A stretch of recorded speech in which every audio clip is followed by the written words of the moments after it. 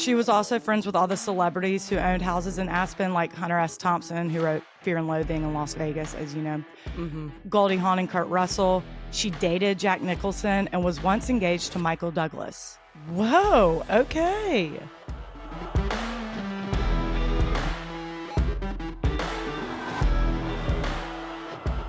Hey. Good morning. Good morning, everyone. What if we did the whole thing like that? Oh my God, because we're scared.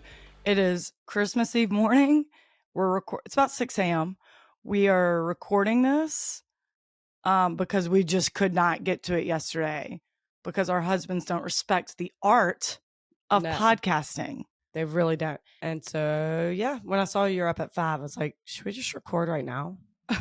Yeah. My voice is still waking up. It's even deeper than usual. Oh, wow. We just have to remember that even though our kids are asleep, we still have to enunciate, speak louder, you know? Oh, okay.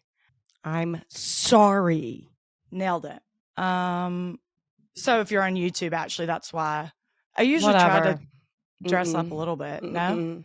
No. I didn't even brush my hair. I know. I can tell. No one cares. No one cares. Cool. All right. Well, I'm going to jump in then. Please. Okay. Hey, everyone. This is going to be the day after Christmas. Okay. Hope y'all had a great holiday. Blah, blah, blah. Blah, blah, blah. Words. Pleasantries, words. See you next year. Have you done the whole office joke where you say, see you next year? Oh, God. If you did, get out of here. You're never invited to a work happy hour again. Get out. Okay. I'm going to tell y'all about Nancy Pfister. Sources: a book called Shadow on the Mountain by Stephen and Joyce Singular.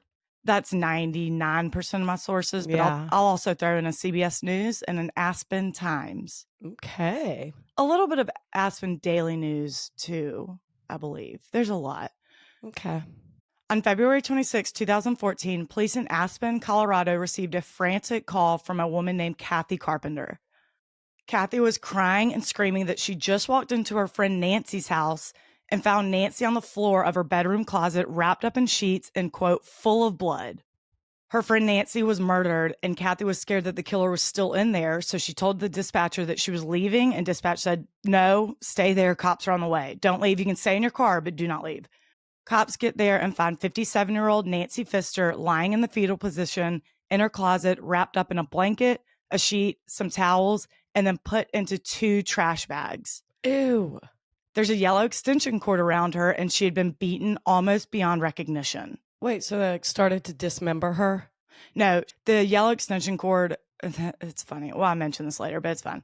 Like tied her up in the fetal position. So I think there was one plastic bag over her head, like trash bag over her head, and one over the lower half of her body. Oh, okay. She was okay. No, it's not dismembered.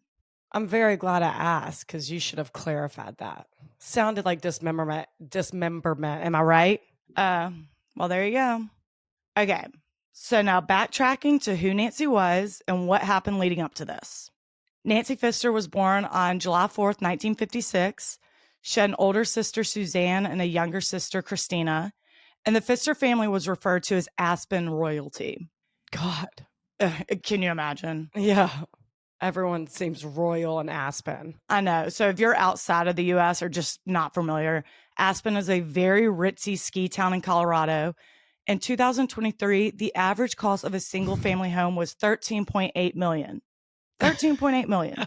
That's ridiculous. $13.8 million. I would have had a bigger reaction, but Rach already shared that tidbit at our family Christmas dinner last weekend. I did. I was like, hey, y'all know what the average cost of a single family home in Aspen is? And everyone's like, why don't you tell us? Sure. 13. That's insane. When you throw in condos, which I think the average is like $4 million, it comes down a little bit, but a single standalone home, 13.8. Throwing it one more time. Wow. Nancy's dad, Art, was a fighter pilot in World War II, and her mom, Betty, was an Air Force service pilot. So they're badass. Yeah. So they met, got married, and moved to the Aspen area where they raised Suzanne, Nancy, and Christina. Growing up in Aspen, you don't hear it too often. I know. Art bought a 700-acre ranch and used some of it to develop into the Buttermilk ski area in Aspen, which is where the Winter X Games are held. He eventually sold his share of the mountain to the Aspen Skiing Company and sold other parcels to the Maroon Creek Golf and Tennis Club. So he invested very well, and they are very wealthy. Royalty. Yeah. As an adult, Nancy was a socialite in Aspen and literally knew everyone. She lived in a 4,000 square foot house and hosted parties there all the time. She loved champagne so much that some of her friends called her Fizz, which I just love. Oh, that is Really good. fantastic. I love that. She was also friends with all the celebrities who owned houses in Aspen, like Hunter Thompson, who wrote Fear and Loathing in Las Vegas, as you know. Goldie Hawn and Kurt Russell. She dated Jack Nicholson and was once engaged to Michael Douglas. Whoa. Okay. Let's go, Nan. She knows everyone. Fizz is out and about. She's a woman about town. She also traveled a lot and would jump on a plane at the drop of a hat just to jet set around the world. A dream. Her lifestyle made her sort of a black sheep of her family, though. Her sisters and parents were much more conservative and wanted her to settle down, but she was like, no. Yeah. A girl about town. Right. She just had a ton of fun, which is great. Eventually, though, she did want to have a kid. And in the mid-'80s, she had a brief relationship with an ex-polo player in Argentina and ended up getting pregnant. And the book made it sound like this was on purpose. I don't know if they were good friends before who like just kind of hooked up sometimes. And it made it sound like this was on purpose. But either way, she and Goldie Hawn had a joint baby shower. Oh my and God. in 1986, When she was, who's Goldie Hawn pregnant with in the 80s? Wyatt. I actually looked that up. Yeah. Wyatt. Okay. Her and I think Kurt Russell's only son. Yeah. And in 1986, she had a daughter named Juliana.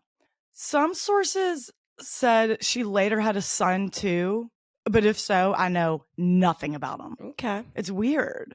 Well, even on her obituary or findagrave.com? No. From what I could, because that's exactly where I looked. From what I could find, there was no like formal obituary. Oh. I don't know why. Okay. One day in 2007, Nancy went into Alpine Bank, just a local bank in Aspen, to open a new account, and that's where she met Kathy Carpenter.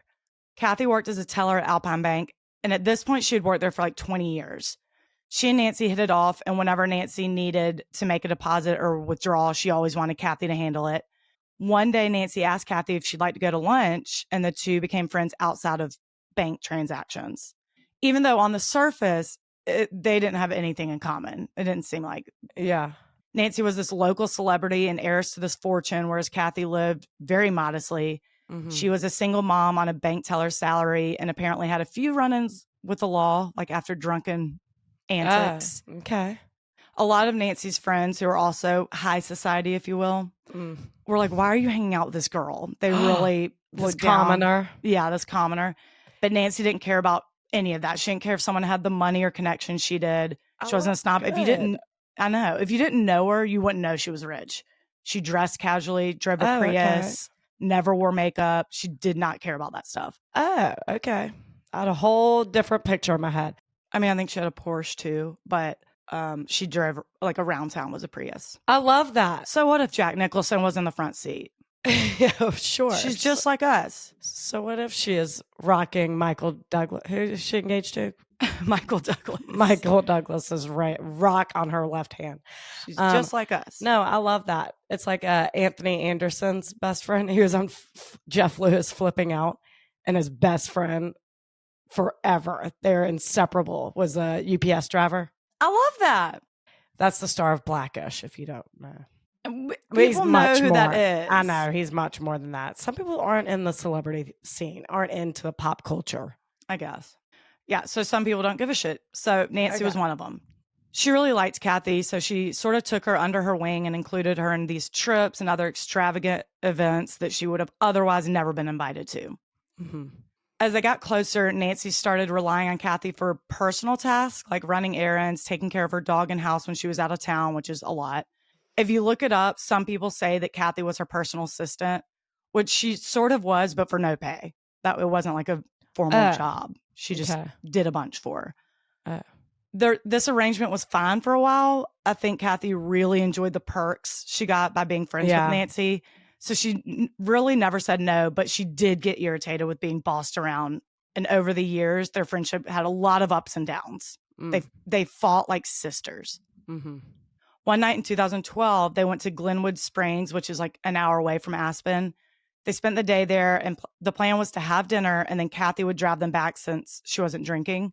Well, they ended up meeting 2 pilots, and the 4 of them started drinking heavily. Oh, shit. They all went to dinner together, and afterwards, Nancy and Kathy couldn't remember where the car was. It doesn't matter. You don't need to drive it. Who cares where the car is? I know. So one of the waitresses at the restaurant offered to help them find it.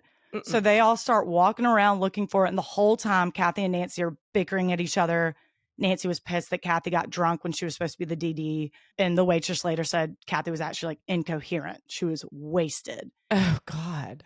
Kathy's throwing digs back at Nancy. They're just fighting. After an hour of looking, they find it. Can you imagine being this waitress? I'm like, I thought it was going to be in the parking lot. Like, I'm not walking around town. No. And y'all aren't driving. Who cares? We'll find it later. Well, no, the waitress is a hero because Nancy offers to pay her $60 to drive them back to Aspen. And she said no, but she will drive them to the local Hampton Inn where they can sleep it off and drive themselves back the next day. Mm-hmm. They said, sure, that's fine. So, yay, waitress. Good for you. Yay. They said that's rational brain. So they got to the Hampton Inn, and at the front desk, they got in a huge fight about who was paying for the room.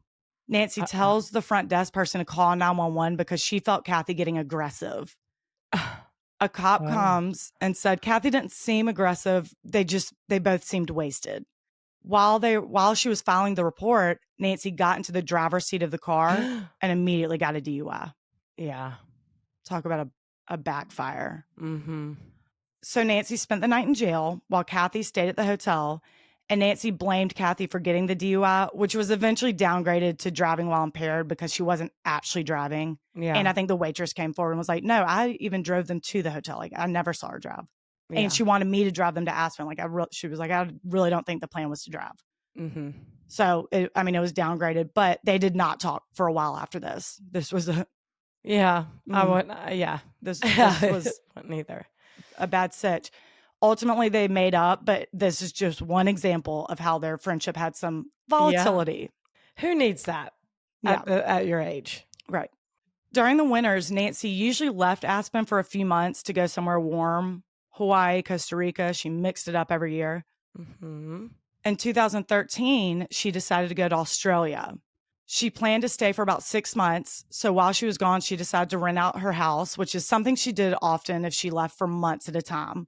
Because even though they had a ton of money, her parents set it up in a way that their kids couldn't squander all their hard work. Yeah. So when the sisters turned 21, they each got 40 acres of land and a horse, which 40 acres in Aspen. Holy shit. Seriously. But aside from that, they didn't just have endless money at their disposal.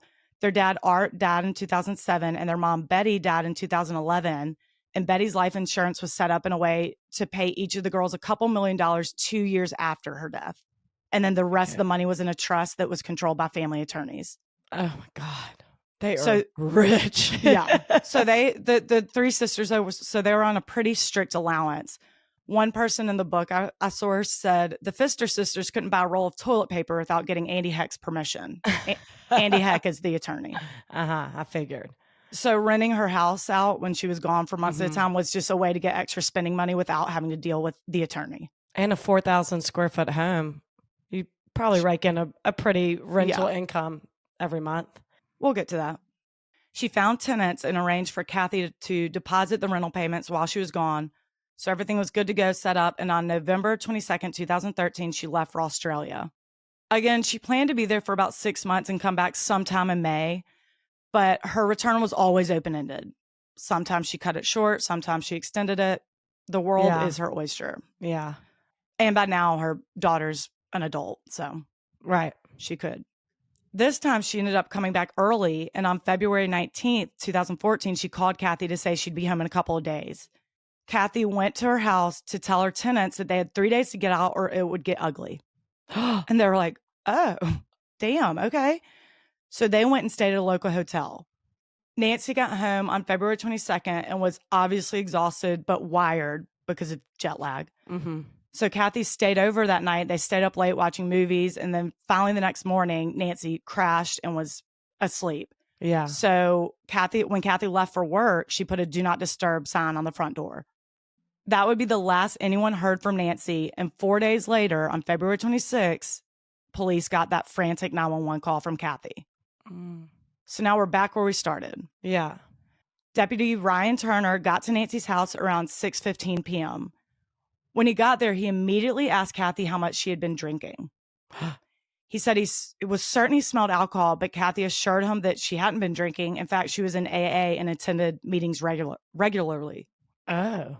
He took her word for it, but just made note of it, which she did. She was in AA and did go. She had a sponsor and everything, but she drank. Yeah. So, yeah. I heard that story. You heard. He asked Kathy to recap what she walked into, and she starts hyperventilating.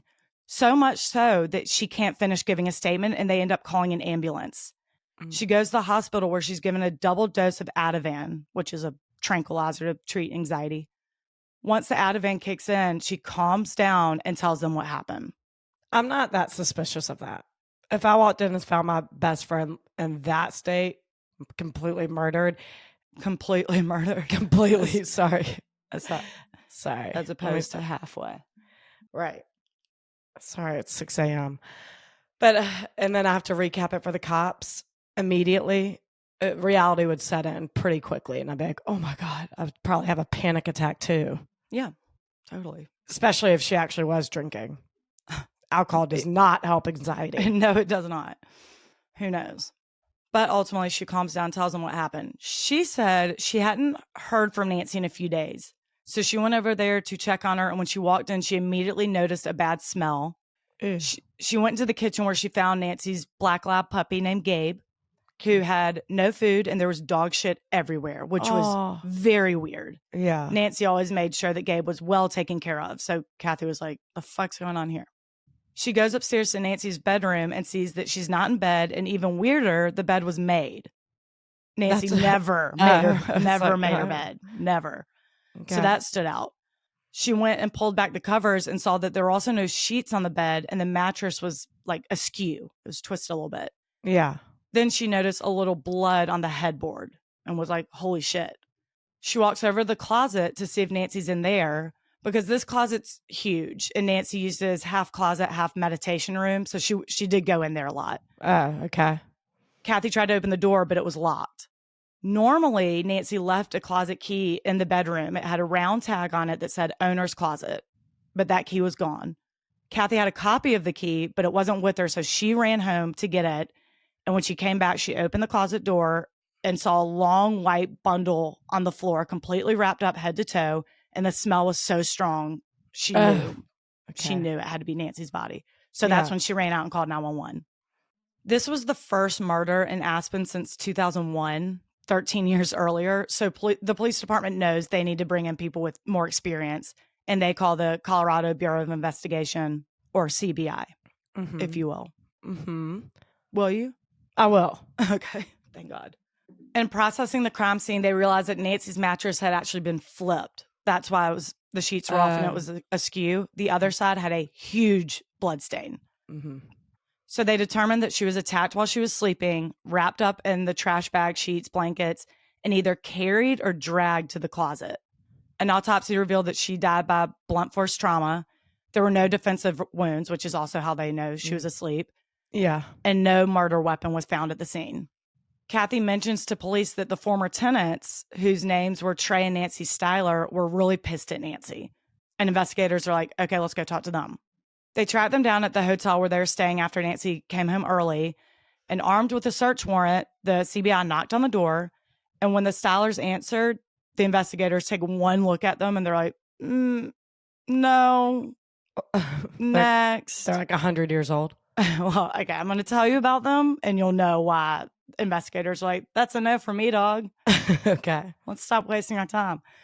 65-year-old Trey Styler and his wife, 62-year-old Nancy, which it's very confusing that now there's two Nancys. Yeah. So I'm going to keep calling her Nancy Styler. Okay. Do what you need to do. Oh, well, thank you. They were a retired couple from Denver. Nancy Styler was a world-renowned lily pad expert. The fuck is that? I don't know, but she was on HGTV at one point. I don't know. Lily pad expert. Yes. Water gardens and whatnot. She was world-renowned, like very skilled, sought after. I don't know.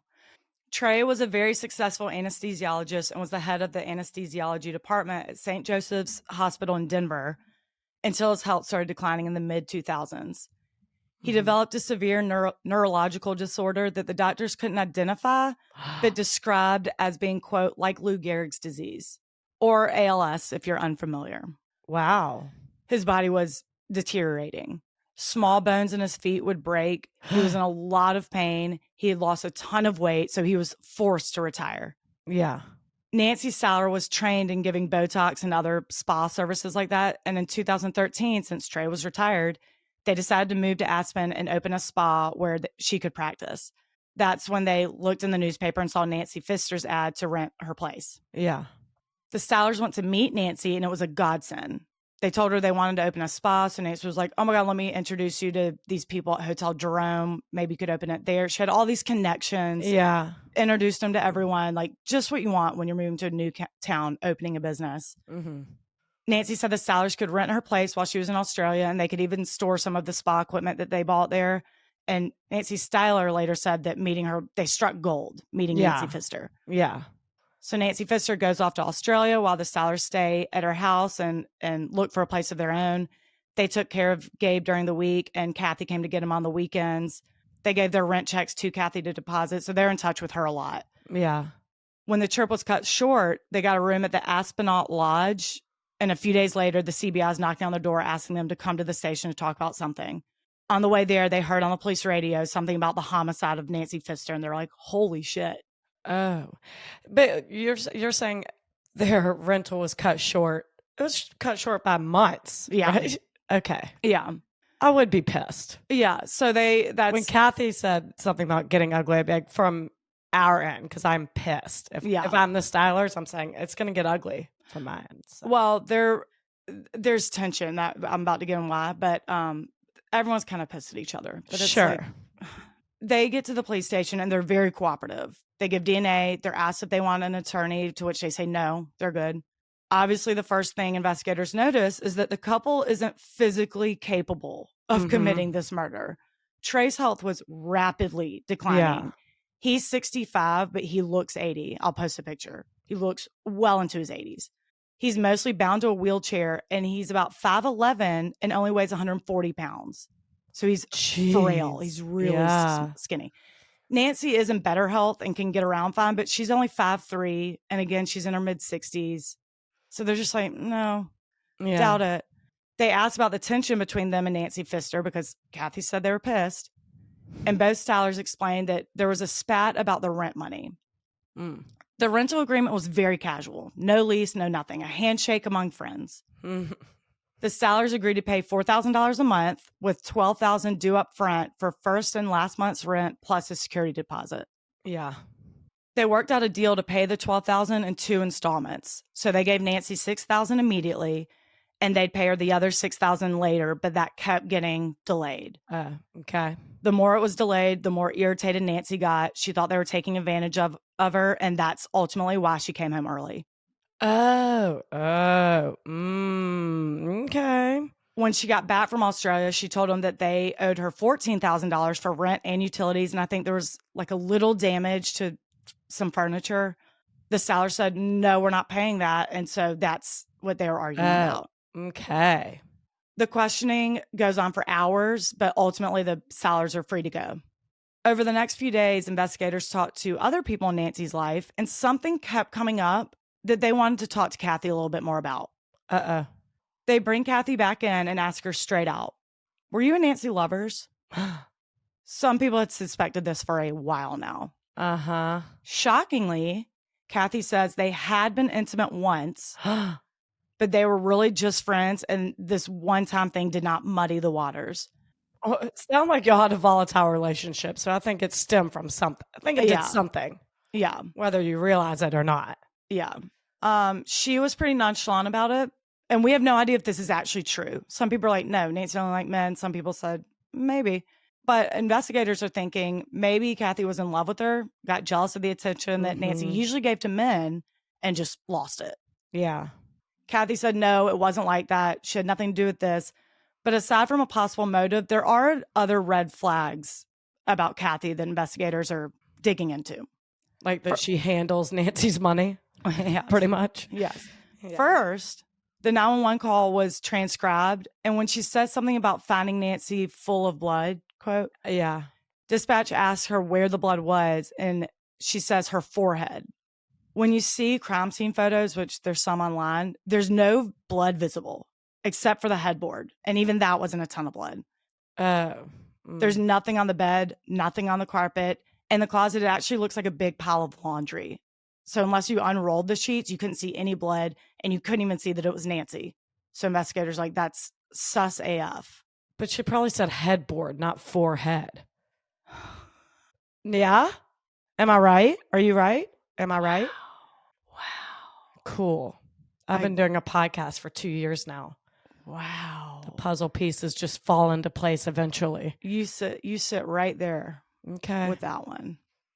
Also, Kathy told the responding officer that when she was pulling up to check on Nancy, she saw the Stylers pulling out of the driveway, which wouldn't have been weird because they were going back and forth grabbing stuff from the garage anyway. Yeah. But when she sat down with investigators, she doesn't mention that. And they're like, wait, I thought you saw someone. Lastly, and this is the biggest one for me, the day after finding Nancy's body, Kathy took $6,000 in cash and 2 rings out of Nancy's safe deposit box at the bank. No. She told investigators that she was going to give it to Nancy's daughter, Juliana. But they later found out that she used some of the $6,000 to pay her son's college tuition. Oh, no. And to buy him a plane ticket to fly home. No. Can't do that. Can't be doing that now. Can't be doing that. And then she had her son put the rings in her personal storage unit. So definitely a crime committed, but more on that later. Okay. You're giving me a lot of more on that later attitude. Am I? Mm-hmm. More on that later.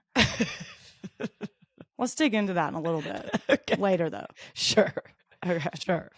Eventually, this will all start making sense to us, Eventually, guys. I'm going to get to the end of this, and you'll be like, My questions have all been answered. Mm-hmm. Can't wait for that. So they're really zeroing in on Kathy. Sure. Things aren't adding up. Mm-hmm. A few days later, a maintenance worker was doing routine checks of the city dumpsters around town. They checked them every day to make sure no one threw away items that could attract bears. Oh, wow. I get that. Okay. And one of them, he sees a big black trash bag, which is against town regulations. You're not supposed to throw personal trash in the city dumpsters. Mm-hmm. So he's annoyed, and he starts digging through it to see if he can find out who did it. A bill, something with a name on it, so he can hit him with a big fat fine. Mm-hmm. As he's rifling through it, he finds a jewelry box and a bunch of empty prescription bottles with Nancy Pfister's name on them. Oh, shit. Obviously, everyone knows what happened to Nancy, so he's like, holy shit, and he calls police. Mm-hmm. A CBI agent takes the bag and starts digging further and finds that there's a smaller white trash bag within the big black one. And the smaller white trash bag is a hammer with blood on it. Well, that'll do it. There's your weapon. Oh, we're not even done. This bag is a treasure trove. Yeah. They also find a United Airlines boarding pass with Nancy's name on it, several of her credit cards, her health insurance card, her passport. Oh, my God. Banking information, and a car registration, a car inspection report, and a receipt for a P.O. box, all of which had a different name on them. What? Trey Styler. Wow. Bag of mischief. Leads right to that decrepit old man. Mm-hmm. They fast track a DNA test for the hammer, and it confirms that the blood on the hammer is Nancy Pfister's. And the DNA on the trash bags holding all this stuff matched Trey Styler's. They impounded the Styler's Jaguar and with luminol found 9 blood stains in it. Oh. And in the trunk was a ton of cleaning supplies and trash bags that matched the ones found in the dumpster. Wow. Lastly, Nancy Pfister's closet key with the owner's closet tag was found on the sidewalk near the Styler's hotel room. Oh, okay. On March 3rd, 2014, Trey and Nancy Styler were arrested. While they maintained their innocence, they weren't shy about how much they actually hated Nancy. The tensions over rent was really bad. And the Stylers were actually in a ton of debt because there was some accident that they'd sued someone for in Denver and lost like $500,000 in legal fees. So they're in a ton of debt, and we're still trying to find a way to pay Nancy Pfister the rest of the money that they agreed to, but it was very slow moving. Then when she came back and said they owed her $14,000, they were like, they were pissed. 11 days after their arrest, Kathy Carpenter was arrested. Oh, shut up. We're all in this together? Well, the evidence against her was circumstantial, but there were enough red flags that they just went for it. Okay.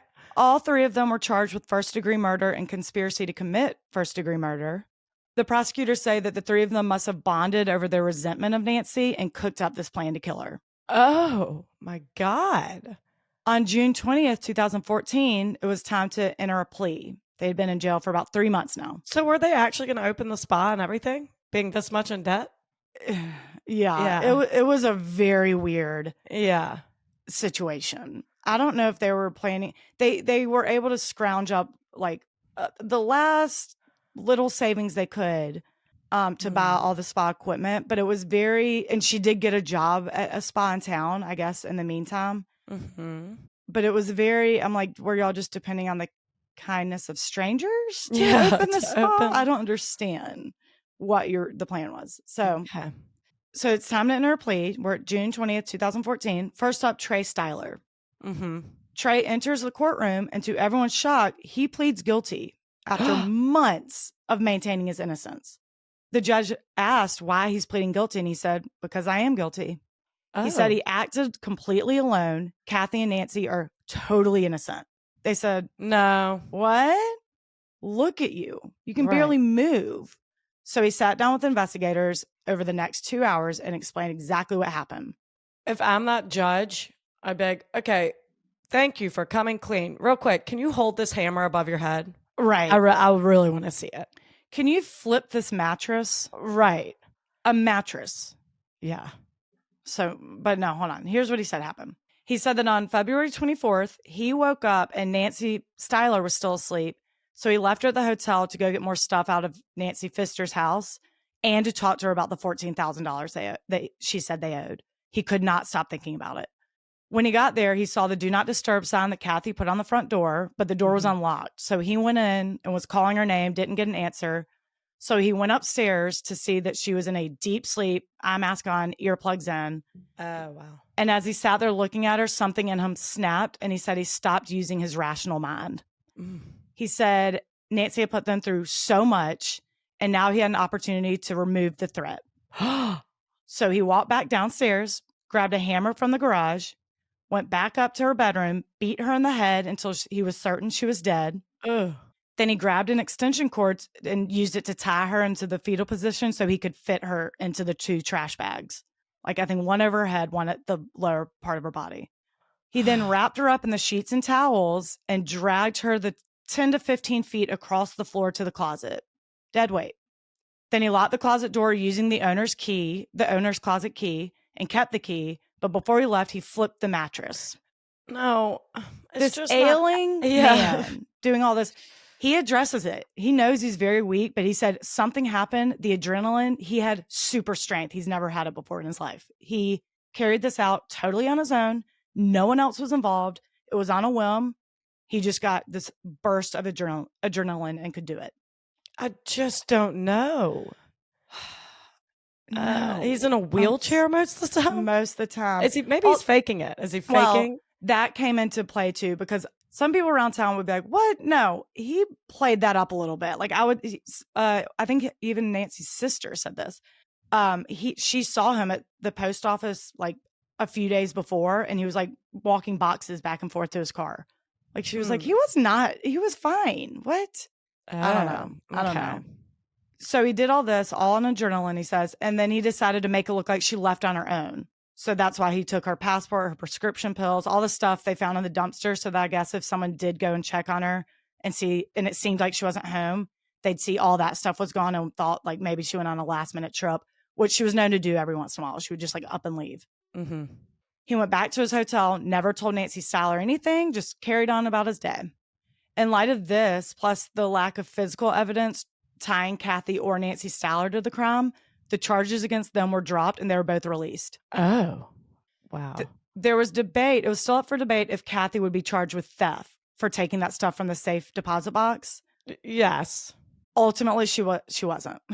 Oh, so what's the debate? She did it. Well, her attorney pushed for her to be cleared of everything because they didn't have enough evidence to arrest her in the murder in the first place. The biggest thing they used against her was that 911 transcript, but they got that wrong. Remember, they said that Kathy said there was blood on her forehead. Yeah. She does not say that. She says on the headboard. You can Knew hear it. it. No, you can hear it. There's still debate over this, but most people are like, no, she says headboard. I'm saying she says headboard 100%. I don't know about the murder, but she says headboard. It wouldn't be natural to say forehead anyway. Like, I'd be like, her head's bleeding. I wouldn't be like, her forehead. It's on her I don't know. It's just weird. Well, and they say, like, she couldn't have known it was Nancy. She was wrapped up completely head to toe. You couldn't see that it was Nancy. But she's like, the smell, and Nancy lives there by herself. She's in that closet. They initially actually thought it may have been a suicide because she locked herself in the closet. They didn't know, but she was like, that wasn't a hard leap. She lived there by herself. Right. And we couldn't find her. So that wasn't that weird that she knew that. Mm-hmm.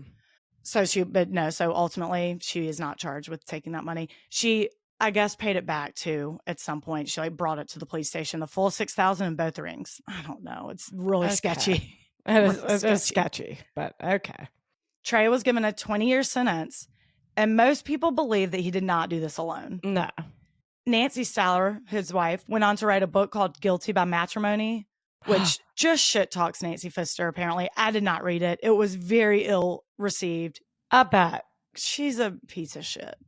I'm going to say it. Yeah, how unnecessary.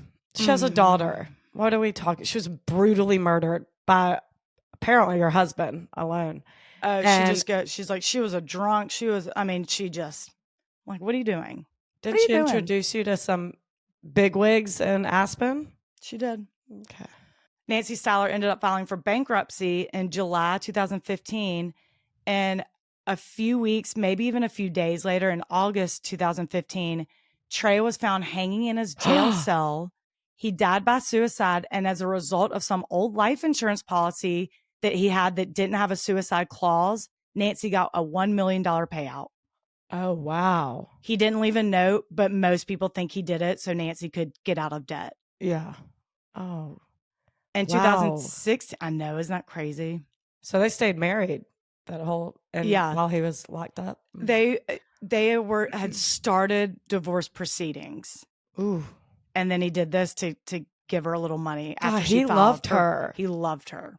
In 2016, though, Julie Pfister's daughter, Juliana, sued Nancy Styler for wrongful death. And they settled for an undisclosed amount. It's oh man, she got the $1 million. She got a lot. So when Nancy Styler got that $1 million, she had to pay off all these debt collectors and all this. So they froze it. They paid what she needed to pay, froze the rest until this lawsuit was settled, and then it was settled for an undisclosed amount. So I'm certain, that Juliana got that money. Juliana got that. Hell yeah. Trey. Again, Kathy was never charged with theft, and now the two survivors in this, Nancy Styler and Kathy Carpenter, who a lot of people think were involved, live low-key lives. Oh, I'm sure they do. Where? We don't know. We don't know. There was a lot. Kathy, I think, moved in with her mom somewhere in small town Colorado, but that was from an article in, I think, 2016. So who knows? Wow. But that's the crazy murder of Aspen royalty, Nancy Pfister. Ooh, that was a doozy. That was a good one. But while Trey loved Nancy, he sounds like he would never throw her under the bus.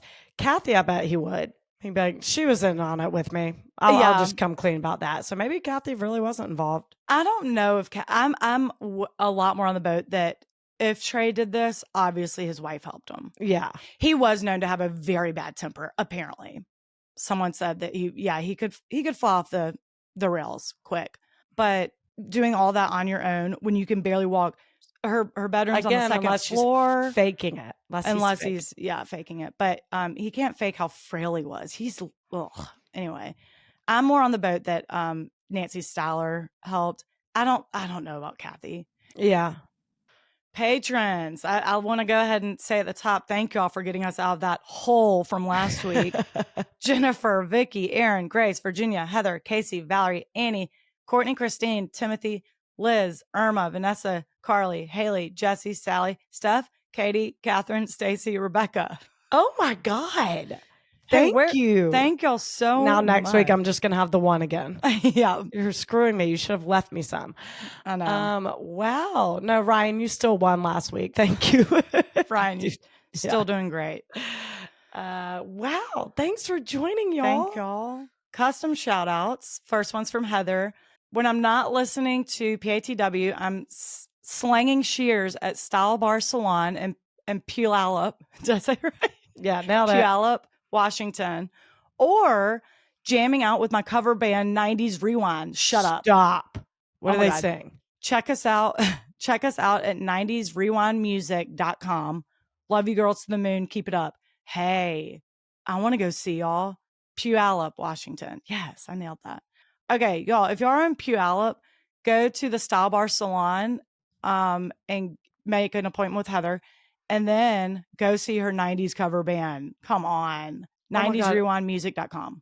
We cover artists like Alanis Morissette, Stone Temple Pilots, the Cranberries, Tom Petty's, and the Heartbreakers. Yeah. Oh my God. Love a 90s cover band. That's fantastic. Fantastic. There used to be one that Rebecca always wanted to go see in DC called White Ford Bronco. White Ford Bronco. I love it. It's just good stuff. Anyway, the next one is from Aaron. I'm the owner of Beyond Her Lens Photography, and I'm always on the road. Your podcast keeps me laughing and alert. Oh my God, thanks. Be careful. Buckle up. I don't think I'd get through as many of my long days without y'all. If anyone needs a photog in Texas or beyond, reach out. Beyond Her Lens Photography. Her name's Erin. Arin. Arin. Oh, so I hope I'm saying that right. Yeah, I am. Come on. on. The last one's from Michaela. Shout out to my cousin Kelly, who introduced me to this podcast this past summer. Batshit and thank you has become part of my daily vocab. Oh my God, I love that. This podcast has brought us closer together, and I'm so grateful. Love you, Kelly. You're a force of strength. I love bringing people together closer. Batshit and thank you. And thank you. There you go. For joining and listening, and y'all rock, and people y'all are suck, the best, and people are the worst. Bye.